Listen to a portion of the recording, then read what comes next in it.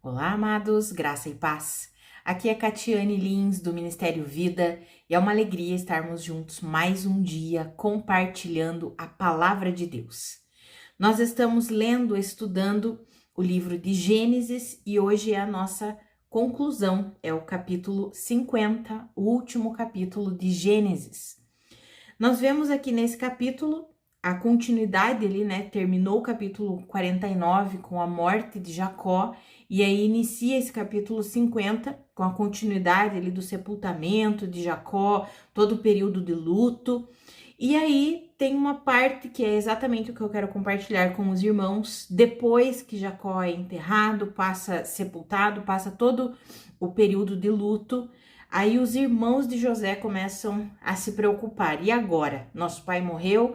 Será que José não vai querer retribuir todo o mal que nós causamos a ele? E aí eu quero ler esses versículos com os irmãos que está ali, do versículo 15 até o versículo 21, que está escrito assim.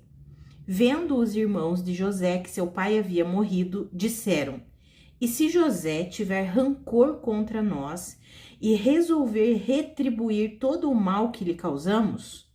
Então mandaram um recado a José dizendo: Antes de morrer, teu pai nos ordenou que te disséssemos o seguinte: Peço-lhe que perdoe os erros e pecados de seus irmãos que o trataram com tanta maldade. Agora, pois, perdoa os pecados dos servos do Deus do teu pai. Quando recebeu o recado, José chorou.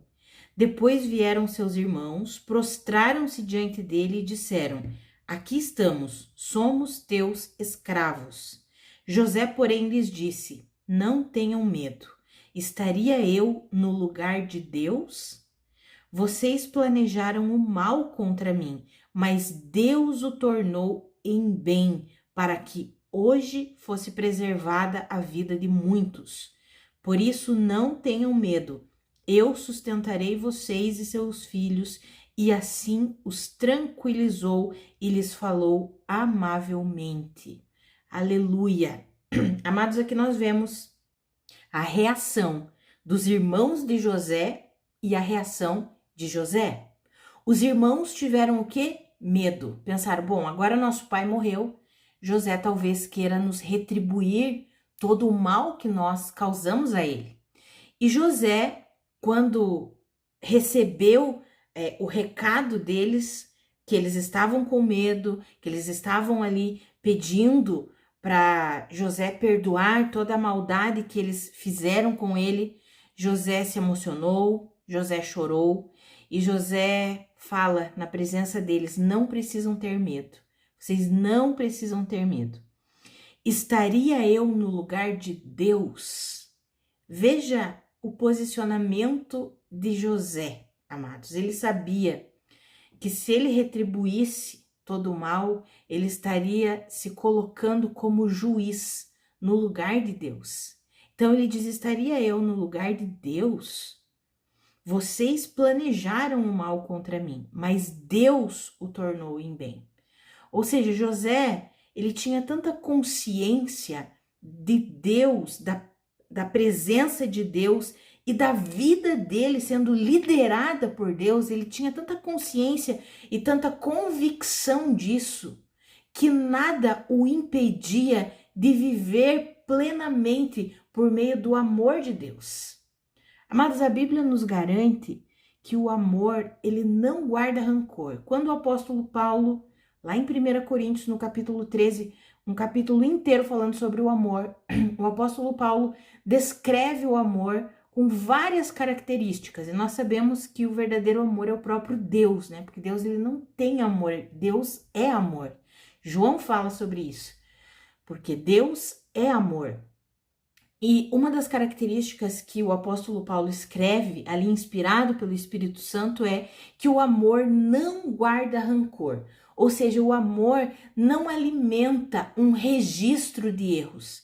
Pelo contrário, o amor apaga todas as coisas. Pedro fala isso, né? Que o amor tem o poder de apagar uma multidão de pecados. Mas qual que é esse amor? Não é o amor no conceito humanista que muitas vezes nós vemos hoje em dia, mas é o amor de Deus, o perfeito amor que vem de Deus. É sermos inundados pela presença de Deus. Por que pela presença de Deus? Porque se Deus é amor, nós somos inundados com a presença dele e então somos inundados com esse amor. É o que aconteceu aqui na vida de José. José era inundado pela presença de Deus. José tinha consciência da presença de Deus e ele tinha consciência de que ele estava debaixo da liderança de Deus. Deus é quem reinava sobre a vida dele.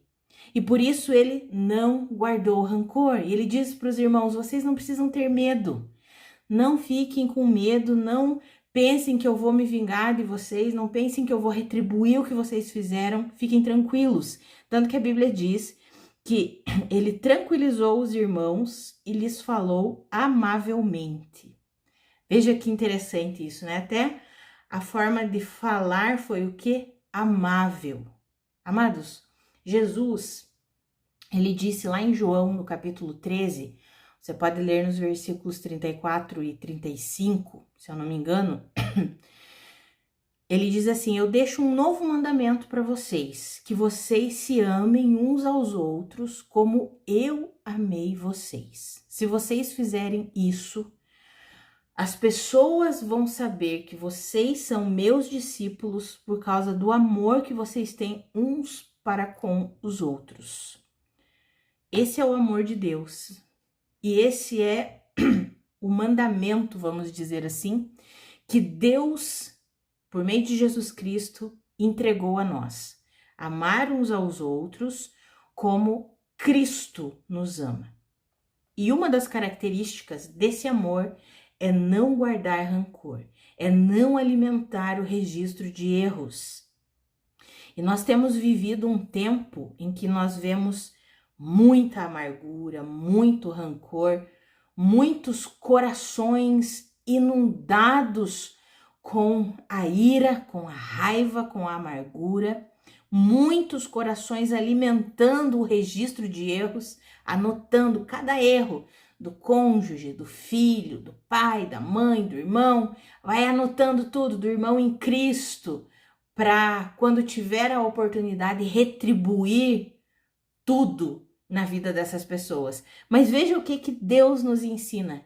Veja o que a palavra de Deus nos mostra, nos direciona, que nós não devemos alimentar o rancor.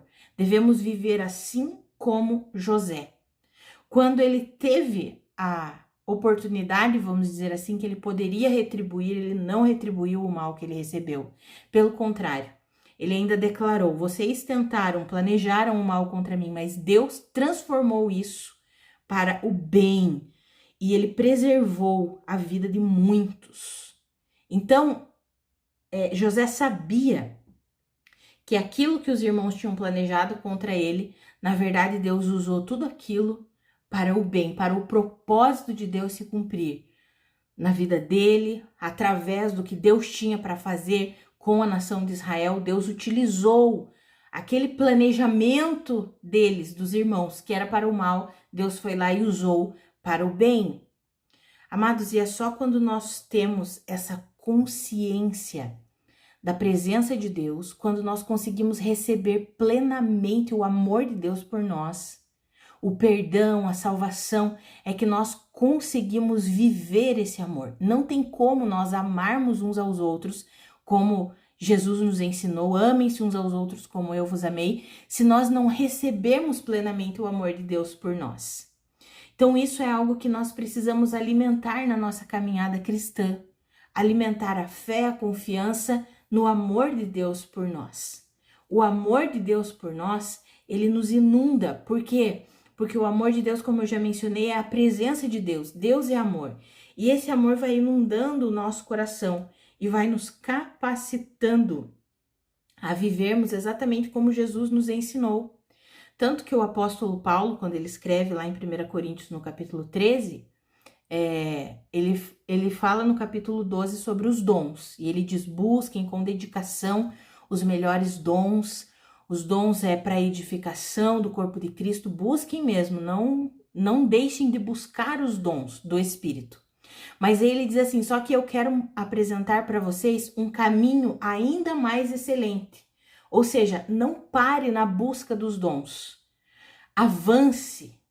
Tem algo que é ainda superior, que é o amor. E ele diz: agora eu passo a mostrar a vocês um caminho ainda mais excelente. E aí ele começa a falar sobre o amor.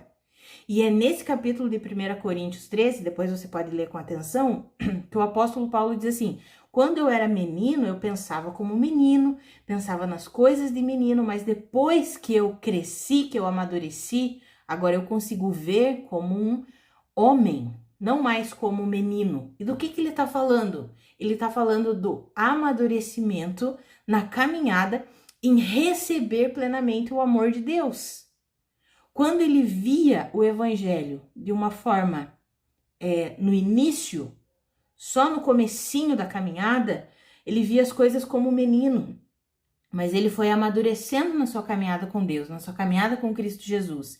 E ele entendeu que o amor era o caminho ainda mais excelente. Como está escrito em Colossenses, o amor é o vínculo perfeito. O amor é aquele que une perfeitamente todas as coisas. O apóstolo Paulo entendeu isso, e dele disse: agora eu não vejo mais as coisas como menino. Por quê? Porque ele foi aperfeiçoado no amor de Deus. Amados, que eu e você possamos mergulhar num relacionamento com Deus para sermos dia após dia aperfeiçoados no seu amor. Quando nós somos aperfeiçoados no amor de Deus, nós vamos ter a mesma reação que José teve. Ao invés de alimentar a raiva, a ira, a amargura, ele simplesmente liberou perdão, liberou misericórdia, não quis se colocar no lugar de Deus. Eu acho isso impactante quando ele diz assim: vocês não tenham medo, porque estaria eu no lugar de Deus? Ou seja, vou eu querer julgar a atitude de vocês? Não, deixa que Deus julgue a atitude de vocês. Eu vou continuar alinhado com a missão que eu tenho de representar a Deus, porque nós sabemos que José, ele representou a vida dele, mesmo ele não vivendo no Novo Testamento, que nós vemos claramente a Bíblia nos chamando de representantes de Cristo, de embaixadores de Cristo. José foi um homem que representou muito bem Deus aqui na terra. Por quê? Porque ele teve um coração que era um coração inclinado a Deus, então manifestava as características de Deus, a misericórdia, o amor, o perdão, a graça de Deus, sendo reveladas e manifestadas, a fidelidade, através do quê? Da vida de José. Então, que eu e você, amados, nós nos alimentemos todos os dias com a palavra de Deus, em comunhão no Espírito Santo, em oração, em comunhão com Deus, para que nós sejamos inundados com esse amor, para que então a gente possa de fato amar os nossos irmãos. Porque Jesus disse que nós seríamos conhecidos como discípulos de Jesus no trato que nós temos uns com os outros, no amor que nós temos uns para com os outros.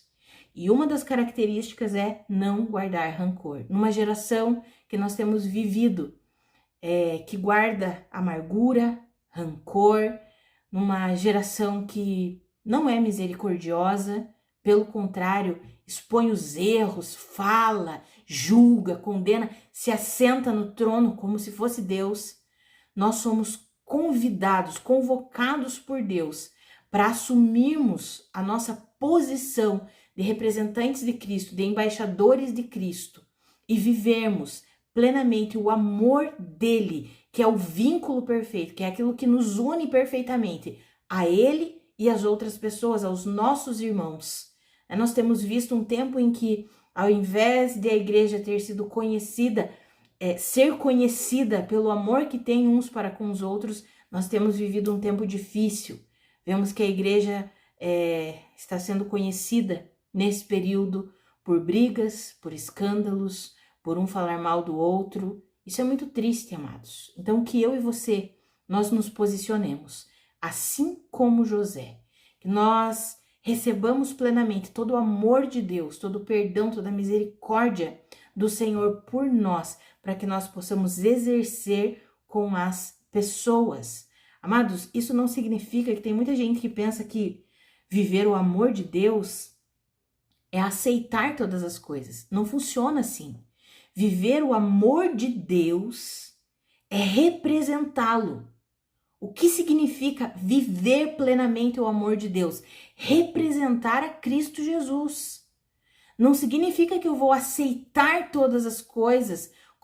Não, é amor, é amor. Não, não estamos falando do amor humanista, antropocêntrico, que colocou o homem no centro. Estamos falando do nosso Deus que é amor.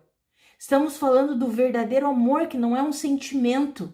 Do verdadeiro amor, que é uma pessoa que quer nos inundar com todas as suas características para que nós sejamos o quê? Sábios, graciosos, compassivos, misericordiosos, para que nós não toleremos a injustiça, porque lá em 1 Coríntios diz que o amor, ele não se agrada com a injustiça, pelo contrário, ele se alegra com a justiça. Que eu e você entendamos o conceito, que o Espírito Santo ilumine os olhos do nosso coração para que a gente entenda plenamente o amor de Deus, o conceito do amor de Deus, não o amor dessa terra aqui, não o amor que tem sido falado que é um amor que aceita tudo, que tolera tudo. Não, o amor não se alegra com a injustiça, mas se alegra com a verdade, com a justiça. Então, que eu e você sejamos inundados com esse amor. Como o apóstolo Paulo orou pela igreja de Éfeso, o apóstolo Paulo orou certa vez pela igreja de Éfeso e ele orou assim: eu oro para que vocês conheçam a altura, a profundidade, a largura, o comprimento do amor de Deus, para que então vocês sejam cheios da sua plenitude. Ou seja, quando nós conhecemos plenamente o amor de Deus, nós somos cheios da sua plenitude. E sendo cheios da plenitude de Deus, nós somos capacitados para representá-lo enquanto nós estivermos aqui nessa terra. E uma das características desse amor é que ele não guarda rancor, pelo contrário, é um amor compassivo, misericordioso e perdoador. Isso nós aprendemos aqui com a vida de José. Que eu e você possamos assumir esse modelo de vida no nosso dia a dia, no nosso cotidiano, em nome de Jesus, alimentando sempre o verdadeiro amor de Deus. Amados, nós concluímos aqui o nosso estudo de Gênesis e amanhã nós iniciaremos o nosso estudo de Êxodo. Então amanhã teremos Êxodo capítulo 1. Minha oração é que nesse período de estudo e leitura do livro de Gênesis, você tenha crescido, avançado, que a tua fé tenha sido aperfeiçoada, em nome de Jesus. Então vamos orar aqui para nós encerrarmos. Pai, nós te louvamos, nós te agradecemos, obrigada por essa palavra de hoje, obrigada por esse ensinamento. A minha oração é que o Senhor nos ajude a viver plenamente, governados, inundados, influenciados pelo seu amor. Pai, que eu e os meus irmãos entendamos o que de fato é viver alicerçados no amor de Deus. Pai, eu oro também para que o Senhor nos ajude a abandonar o conceito errado e enganoso do que é amor. Que esse conceito humanista, antropocêntrico, egoísta, ele saia das nossas mentes e dos nossos corações e o Senhor traga o entendimento, a revelação, a compreensão do que é o amor de Deus. O verdadeiro amor, que é o vínculo perfeito, que é o elo que nos une perfeitamente ao Senhor e uns com os outros como irmãos. Pai, nos ajuda a viver assim. Pai, muito obrigada por esse período que nós tivemos aqui estudando o livro de Gênesis. Eu tenho certeza que assim como eu fui abençoada, assim como eu cresci em fé, minha fé foi aperfeiçoada nesse período, tenho certeza que os meus irmãos também foram. Pai, a minha oração é que o Senhor continue iluminando os olhos do nosso entendimento, do nosso coração, para que compreendamos a Tua palavra, a Tua verdade. Amanhã iniciaremos o livro de Êxodo, se assim o Senhor nos permitir. Eu já oro, Pai, que o Senhor ilumine os olhos do nosso coração, nos dê o entendimento, a compreensão, nos revele todos aqueles segredos ocultos da Tua palavra, aquelas coisas que nós muitas vezes não temos conseguido enxergar. Espírito Santo, que o Senhor mesmo ilumine os olhos do nosso coração e nós possamos ver como o Senhor vê, Nos ajuda nesse período de estudo à frente, Pai, que está por vir, em nome de Jesus, que o Senhor continue liderando a nossa vida, nos inundando com graça, com poder, com amor, com unção, transformando o que precisa ser transformado, Pai. Nós te damos liberdade, Senhor, em nome de Jesus, em nome de Jesus. Amados, que a graça e a paz do nosso Senhor Jesus Cristo sejam multiplicadas sobre a sua vida. Um grande abraço e até amanhã.